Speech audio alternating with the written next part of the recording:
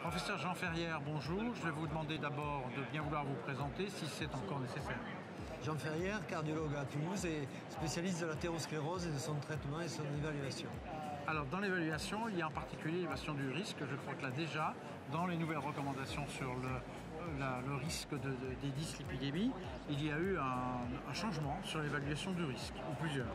Changement sur l'évaluation du risque, c'est vrai. L'équation score toujours valable parce que les Européens s'accrochent à leur évaluation propre à leur pays, en sachant que des pays ont changé de statut du risque élevé vers du risque moyen. La France est toujours au même niveau et que l'évaluation est basée sur des données simples, des facteurs de risque classiques, à l'exception du diabète qui est mis à part. Et donc il y a des changements notoires dans l'évaluation du risque sur la façon de faire? Oui, il y a des changements notoires par rapport à ce qu'il faut faire en plus. Et donc là, l'imagerie rentre en force puisqu'on recommande l'évaluation par le score calcique, d'une part, et d'autre part par l'évaluation des artères périphériques, en particulier des carotides, ce qui n'était pas marqué en clair. Ça, c'est la première chose. Mais la deuxième chose aussi, dans le très haut risque, on peut être mis dans le très haut risque si on a des plaques coronaires significatives, pas forcément des plaques symptomatiques, des plaques coronaires significatives ou une trace d'athérosclérose vasculaire, qu'elle soit carotidienne ou d'autres territoires artériels. Plaque significative, petite parenthèse, ça a une définition précise?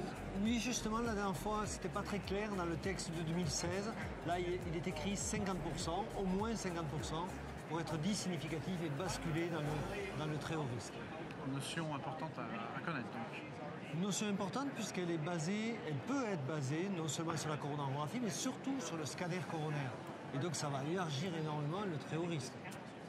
Et énormément, beaucoup, dites démesuré, on risque d'avoir que des patients à haut risque? Les discussions avec les collègues, c'était un peu difficile ces jours-ci parce que effectivement on fait des coroscanners en grande quantité, donc on va trouver beaucoup de plaques significatives à 50%, tant plus que la recommandation également sur le risque doit s'élargir à deux autres paramètres qui n'étaient pas inclus mais qui pour nous sont des paramètres fondamentaux. L'apolipoprotéine B qui quantifie la taille des particules et donc leur nombre, et ensuite la lipoprotéine petit a qui rentre en force et qui est recommandée dans cette recommandation de 2019.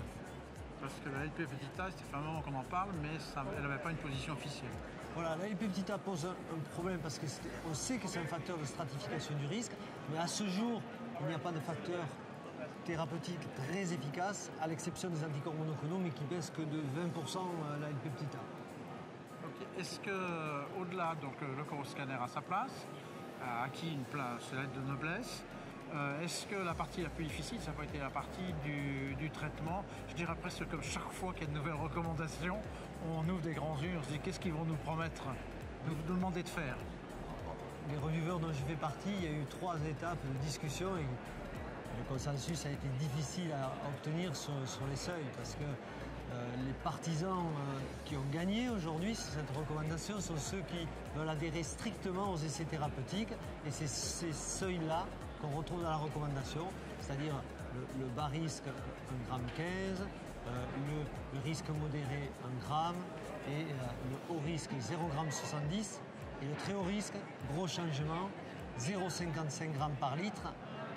D'une part, ça c'est pour le très haut risque en général, et pour ceux qui sont des syndromes coronaires aigus qui auraient récidivé dans les 2 ans, là, 0,40 g pour coller parfaitement aux études Odyssée et Fourier. Vous allez faire les EPU avec un gilet pare-balles? Oui, c'est exactement ça. Les seuils vont être difficiles à discuter. Vous savez que dans DISIS, que je pilote au niveau international, il y a 30% des patients qui sont en dessous de 0,70, des coronariens chroniques. Ouais. Et que donc, quand on va aller parler à nos collègues, soit cardiologues, soit généralistes, ça va être particulièrement difficile, mais tant mieux, ce sera une occasion de discuter des recommandations. Voilà. Et en termes de thérapeutique, très rapidement? Ah oui, en termes de thérapeutique, vous avez raison de souligner qu'il y a un gros changement puisque l'escalade doit être promue, c'est-à-dire première étape, statine à la dose maximale tolérée, deuxième étape, les étimibes, et troisième étape très large, anticorps monoclonaux, dès qu'on n'arrive pas au seuil, ce qui va poser d'énormes problèmes médico-économiques parce qu'on voit mal comment on pourrait prescrire tant d'anticorps monoclonaux à tant de patients. Et donc, globalement, on a l'impression qu'il y a eu des évolutions peut-être plus qu'il n'y en a jamais eu. Ah oui, moi je crois que cette recommandation va rester parce qu'on a atteint des seuils très bas.